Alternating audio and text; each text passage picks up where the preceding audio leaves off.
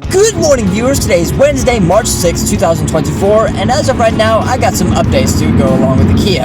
And I think it's fair to say that this car, either A, because of my procrastination, or B, because of it being 20 years old, might be becoming a money pit.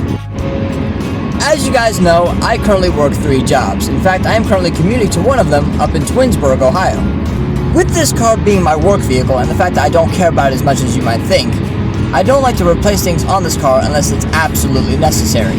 When I first bought this car back in May, it still had its original hubcaps from when it left the dealership in 2004. But by the time I got it, they were already cracked, paint was peeling. In fact, they looked really ugly and made this car go from a $2,700 car and made it look more like an $1,800, maybe a $1,500 car if I was lucky.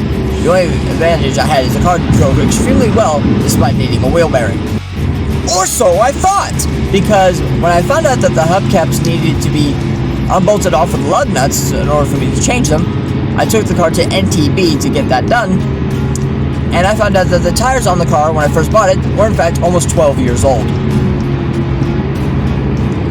So then I thought, okay, I'll replace the tires at some point, and at some point being the key word here, because I drove the car 18,000 miles on those tires.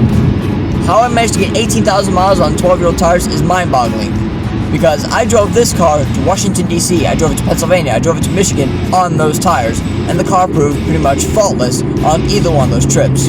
Sure, it was a little bit louder than most, but overall the car was tolerable to a certain degree. It wasn't up until this past weekend that the tires started giving me trouble. When I was driving into work on Friday morning, I happened to notice that my front passenger tire had a small leak. So I filled it up with air, drove it to work, and by the time I got off work 8 hours later, I had a leak once again. So then, I refilled it with air thanks to my buddy's air compressor that he had in his car, and nursed the car to the nearest gas station where I changed it for a small space saver that I had in the trunk. With the space saver on, so far, so good. I thought everything was settled for the most part until I got new tires later on when I got paid again. Oh boy, was I wrong, because I drove it to work the following Saturday morning, and next thing I know, boom! Blowout. Rear passenger side. Not only did it completely shred the rubber, but also it took out the exhaust clamp and the rear spring. So $200 to replace that spring, plus another $260 for some used rubber for the Kia. But on the bright side, the ride is completely transformed. This car rides a hell of a lot better than it ever has in my possession. The only downside to it now is I'm hearing what seems like a metallic grinding noise every time I either build up speed, or you can hear it even more when I slow down. I'm not sure if you can hear it. Listen carefully. I think my brake pad's a little sticky from when the tire blew out. It could be just me.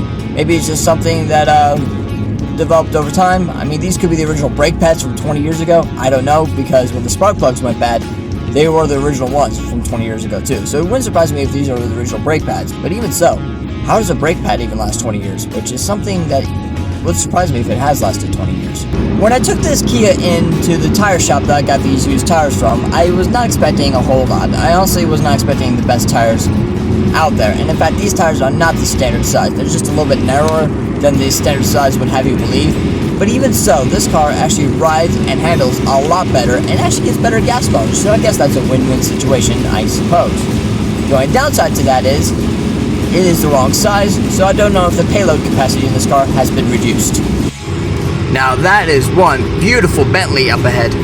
This overall experience has made me grateful for one of two things. One thing being the fact that this did not happen on the road trip that we had planned in a couple months, because we will be hundreds of miles from home, a 5-hour drive from home at the very minimum, and secondly, I think overall, generally speaking, I think this car will make the road trip just fine.